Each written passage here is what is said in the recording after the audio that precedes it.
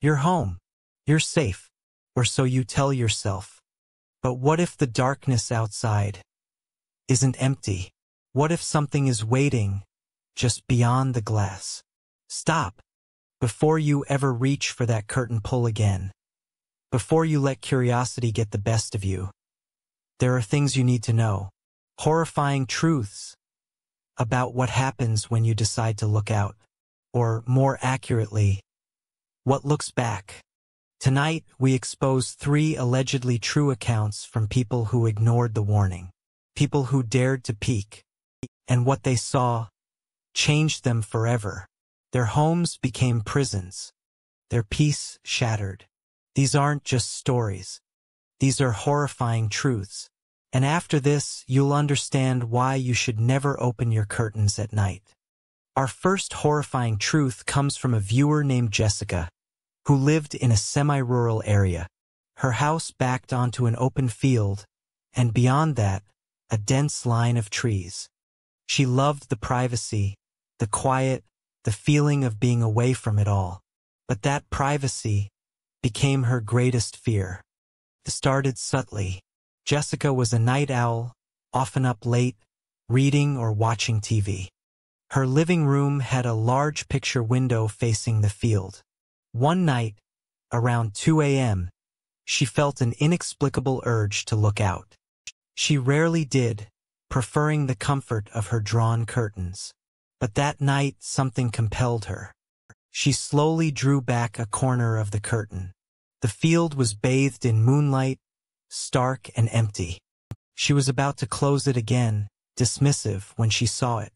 Far in the distance, almost at the tree line, was a figure. A man. He was standing perfectly still, facing her house. No movement, just standing.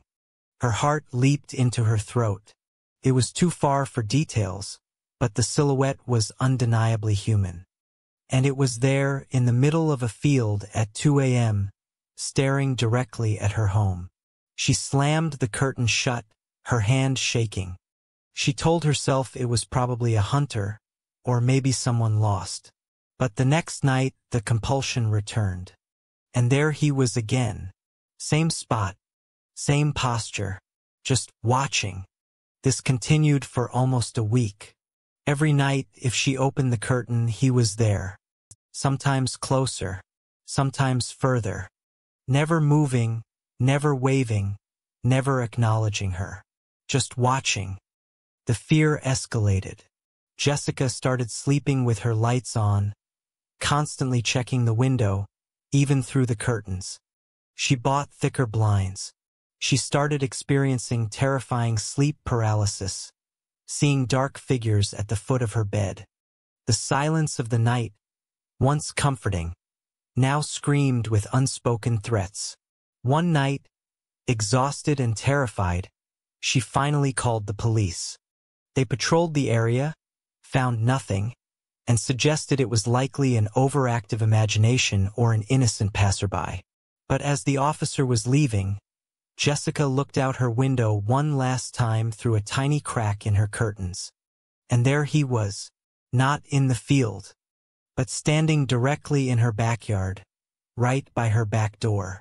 His head was tilted up, looking at her window. Even in the dim light, she could see a faint, unsettling shimmer of his eyes. Jessica didn't hesitate. She screamed for the officer, pointing wildly. But by the time they looked, he was gone. No footprints, no sign, just a cold, empty backyard. Jessica sold that house within a month and moved to a bustling apartment building, never looking out her window at night again. This is the first horrifying truth. Sometimes, when you look out, something has already been looking in. And once you acknowledge them, they know you know. Our second horrifying truth comes from Mark, a young professional living in a quiet suburban house.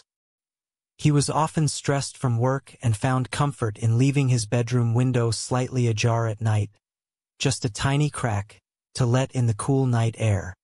He never thought it could be a doorway to terror. It began with the whispers, faint at first, carried on the wind. He dismissed them as the rustling of leaves or the creaks of his old house. But they grew clearer. Murmurs just below the threshold of understanding, right outside his window. It wasn't loud enough to be a conversation, but too consistent to be wind. It sounded like someone talking softly, intimately, just inches from his ear, through that tiny gap. He started closing his window fully at night, but the whispers persisted, muffled but still there. Felt like they were trying to get in. He'd press his ear to the glass, straining to understand, but the words were always just out of reach, like a half-remembered dream. It was maddening. He felt like he was losing his mind. One evening, Mark was working late in his study, which also faced the backyard. He heard a very distinct, sharp tap at his window. He froze. It wasn't wind. It was deliberate. He slowly turned his head. Nothing. Just the dark, empty yard. He went back to work, his heart pounding. Then, another tap. And another. Always soft, insistent, rhythmic. He decided to bravely or perhaps foolishly peek. He didn't open the window. He just pressed his face to the glass, straining to see past the reflection of his own anxious face. The backyard was completely dark, silent. Then, a faint, white mist appeared directly on the other side of the glass, right where his face was. It wasn't fog. It was a perfect outline, like someone had breathed heavily on the cold window pane. And slowly, in the center of that mist, a single finger traced a clear message. Not words, just a single, distinct, downward-pointing arrow. Mark jumped back with a gasp. He rubbed the glass, but the mist and the arrow were gone. He stared out into the pitch black, his heart a frantic drum. He realized then what the whispers were. They weren't trying to get in. They were trying to lure him out. And the arrow, it was pointing down. To something. Or somewhere. Mark didn't wait to find out. He taped up his window, called a locksmith to install bars, and slept with every light on. He never opened his curtains or windows at night again. This is the second horrifying truth. Sometimes, the darkness outside isn't just watching. It's communicating. And it wants you to join it. Our final horrifying truth comes from Emily, a college student who rented a small house in a quiet neighborhood. Her bedroom window faced her next-door neighbor's house, which was usually dark and quiet. Her neighbor was an elderly woman who rarely went out. Emily thought nothing of it. One evening, Emily was in her room, chatting on the phone with a friend. It was late past midnight. She looked up and glanced casually out her window. The neighbor's house was dark as usual, except for one window on the second floor. A faint, almost imperceptible light was coming from it. And in that window, a face. It was the old neighbor. She was just standing there, perfectly still, looking directly into Emily's window.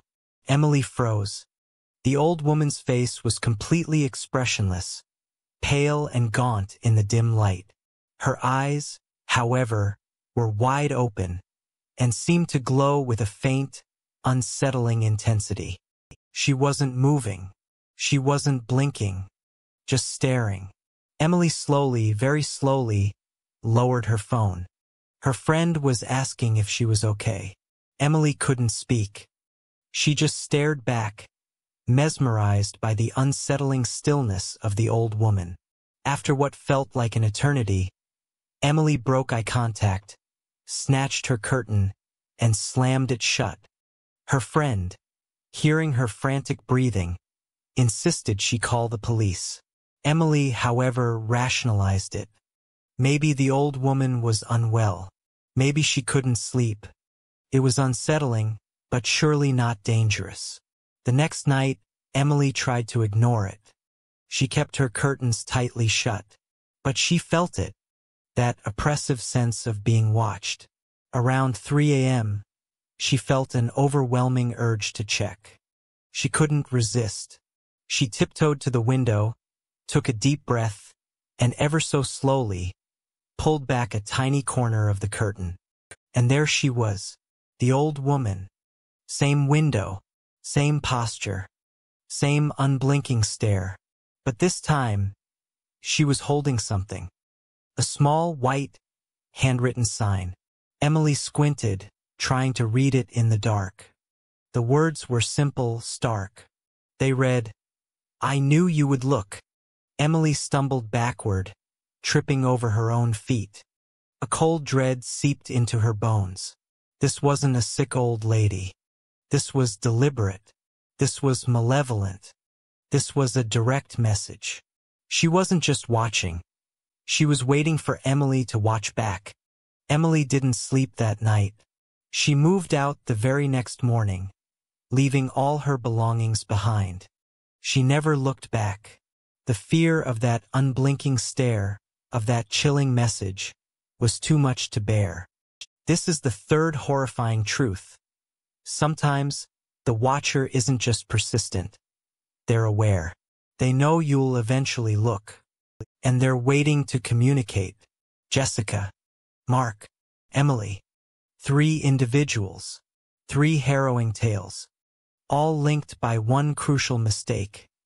They open their curtains at night. They let curiosity, or a twisted sense of bravery, override their deepest instincts. The darkness outside your window isn't always empty. It's not always safe. It can harbor the unseen observer, the psychological intruder, or the persistent stalker. Your home is your sanctuary.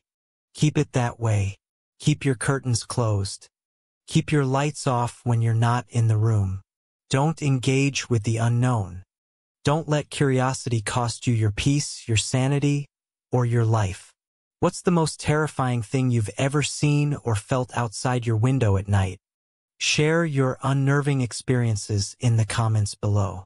And if these horrifying truths have unsettled you, then please like this video, subscribe for more real-life terror, and hit that notification bell so you don't miss our next warning. Remember, stop. Don't open your curtains at night.